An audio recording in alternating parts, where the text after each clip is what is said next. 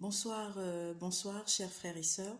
Je viens faire cette toute petite vidéo juste pour vous informer qu'à la suite d'une mauvaise manipulation, j'ai effacé toutes les vidéos vraiment qui se trouvaient, n'est-ce pas, sur la page.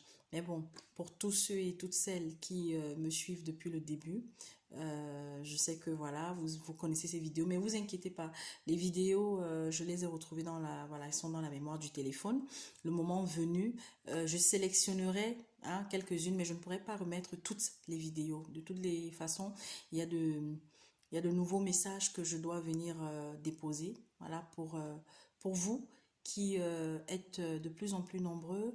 Et je voudrais remercier tous les frères et toutes les sœurs qui ne cessent de m'encourager, mais surtout, qui viennent pour pouvoir recevoir ce que le Seigneur dépose à mon cœur, à mon esprit, à chaque fois qu'il le fait, à chaque fois que cela est nécessaire. Et avant de vous quitter, j'ai un message que le Seigneur a mis en mon cœur pour nous tous. D'abord pour ceux qui sont chrétiens, pour vous qui avez décidé de suivre le Seigneur Jésus-Christ. Beaucoup parmi vous traversent des moments difficiles en ce moment. Beaucoup parmi vous euh, connaissent des phases très très compliquées dans leur vie. Beaucoup parmi vous vivent même des drames. Mais je voudrais tout simplement vous dire, ne renoncez pas. Ne renoncez pas et continuez de vous attacher, continuez de parler au Père. Vous avez demandé peut-être quelque chose depuis fort longtemps et la réponse n'est pas encore là. Mais il faut toujours se poser la question. Papa, depuis que je t'ai demandé ci ou ça, pourquoi est-ce que jusqu'à maintenant, j'ai pas la réponse? Pourquoi est-ce que jusqu'à maintenant, tu m'as pas encore répondu? Et je vous assure, si vous êtes sincère dans ce que vous êtes en train de dire, il vous répondra. Et j'ai un autre secret que je vais partager avec vous, c'est que des fois nous demandons mal. Vous avez souvent entendu des serviteurs de Dieu le dire. C'est vrai, nous demandons souvent mal. Mais comment nous demandons mal? Eh bien, nous demandons mal par notre manière à nous de nous comporter. Quand nous nous comportons mal, je peux vous assurer que cela constitue une barrière à ce que nous demandons à Dieu. Et lorsque nous n'entendons pas, nous n'écoutons pas, et surtout nous ne sommes pas obéissants à ce qu'il nous demande, je vous assure que ce que vous avez demandé va tarder à arriver. Et je sais de quoi je parle.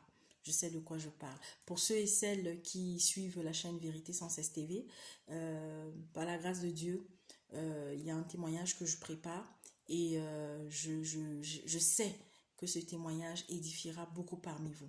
Donc, je voudrais tout simplement vous dire que Dieu nous aime. Il aime tout le monde. Que ce soit ceux qui sont venus à lui de manière officielle, en reconnaissant qu'il est Dieu, qu'il existe, ou alors ceux-mêmes jusqu'à maintenant parce qu'ils n'ont pas eu des parents, parce qu'ils n'ont pas rencontré quelqu'un sur leur chemin pour leur dire qu'il y a une puissance, il y a une force, il y a un être suprême qui a créé ce monde. Et peu importe ce que les scientifiques veulent nous dire, peu importe ce que les politiques veulent nous dire, peu importe ce que les philosophes veulent nous dire, les historiens veulent nous dire, eh bien, sachons qu'il existe. Parce que si ce monde avait été créé par un simple être humain, je ne pense pas qu'on serait on serait encore là.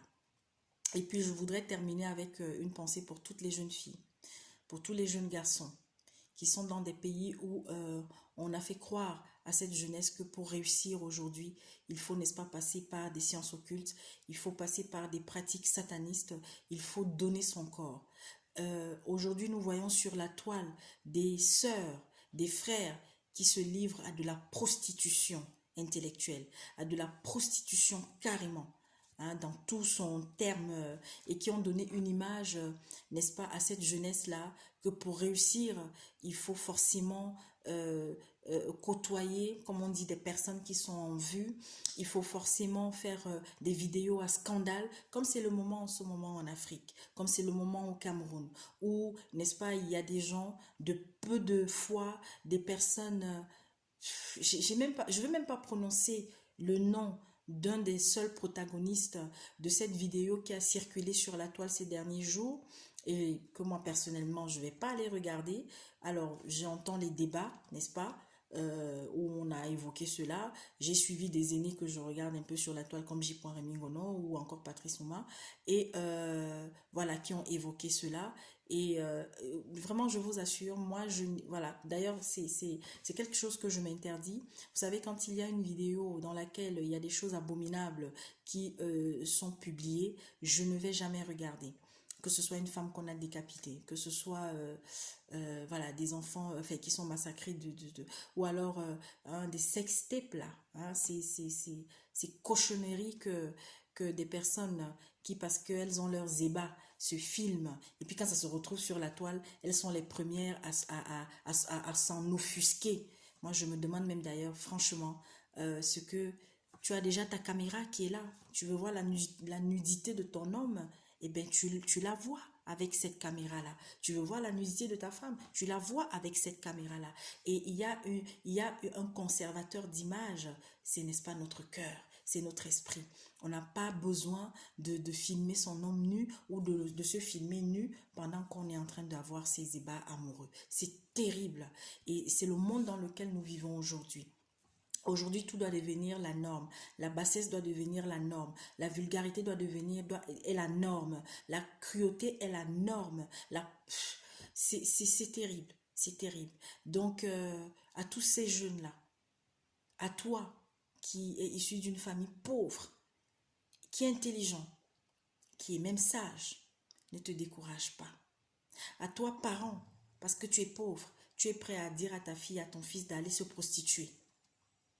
Retiens-toi. Je vous assure, le monde, aujourd'hui, l'autre qui veut détruire ce monde depuis longtemps, qui veut nous détruire, nous les êtres humains, et encore pire, nous qui avons choisi suivre le prince de la vie, le roi des rois, Jésus-Christ, alors là, nous sommes encore plus que jamais dans son collimateur. Voilà pourquoi vous voyez toutes ces abominations qui se trouvent sur la toile. Il y a quelques jours, j'ai appris le décès d'une tata.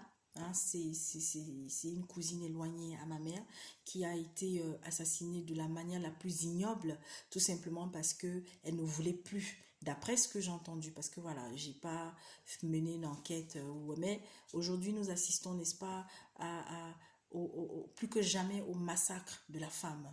La femme est la chose, comment dire, cet être-là que l'ennemi, que le diable, il faut le dire, a décidé de détruire plus que tout. D'ailleurs, depuis le jour où on a créé Ève, je pense que c'est ce, je ne sais pas, mais j'ai l'impression que c'est ce jour que Lucifer a décidé, n'est-ce pas, tout faire pour détruire cet être-là, parce que la vie devait venir d'elle. Voilà. Pour ceux qui ne le savent peut-être pas, parce que la femme représente la vie. Et puis s'il n'y a pas la femme, c'est pas l'homme qui va accoucher. Dieu a établi les choses ainsi. Alors il faut détruire la femme. Il faut détruire les petits-enfants, parce que les petits-enfants aussi représentent un avenir, un espoir. Alors il faut détruire également les enfants.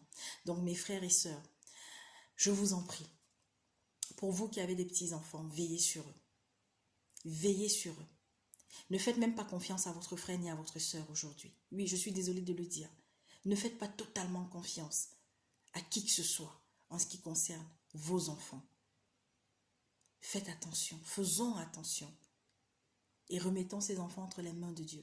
Cette jeune fille dont la nudité se trouve aujourd'hui sur la toile, je veux bien, c'est vrai, sa nudité aujourd'hui sur la toile, mais si sa nudité n'avait pas été sur la toile, soyons aussi honnêtes, elle aurait peut-être toujours continué à se livrer à malheureusement cela. Quelle relation elle a avec ses parents. J'ai appris que son papa est un informaticien. Alors, ça ne gagne pas des mines, mais je suis sûre que cet homme fait des pieds et des mains pour que ses enfants ne manquent de rien. Elle a eu un bac, il paraît, avec mention à 16 ans ou 17 ans. Qu'est-ce qui a pu se passer pour qu'elle se retrouve entre deux personnes qui sont des aînés, qui sont des pères de famille et qui se sont livrés à une partouze, n'est-ce pas? On filmé et aujourd'hui, un des bourreaux, n'est-ce pas, vient se présenter devant tout le monde, limite comme étant la victime.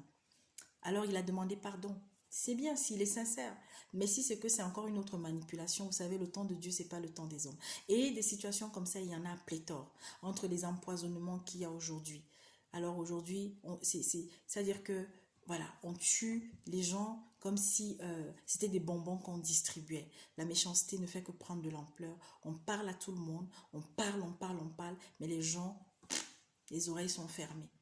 Mais toi qui veux pas céder aux sirènes du chantage, toi qui veux pas courir après un directeur, après un ministre, après je ne sais qui ont au gradé de l'armée, je ne sais pas, et qui veut continuer de te battre en comptant uniquement sur Dieu, accroche-toi, tu finiras par percer.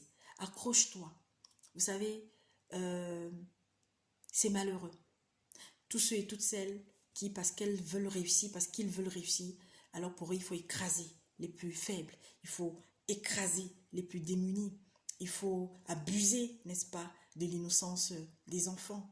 Mais vous oubliez une chose, c'est que la pierre de Dieu, elle écrase très lentement. Et lorsqu'elle a fini d'écraser, alors là, le jour où vous vous rendez compte qu'en fait vous êtes écrasé, il est trop tard. Et je sais, il y a surtout un pays qui va connaître véritablement ce que c'est que la pierre de Dieu. C'est le Cameroun. Transmettez cela. Vous qui êtes Camerounais, qui me suivez, toi si tu es Camerounaise, passe le message. Priez beaucoup pour le Cameroun.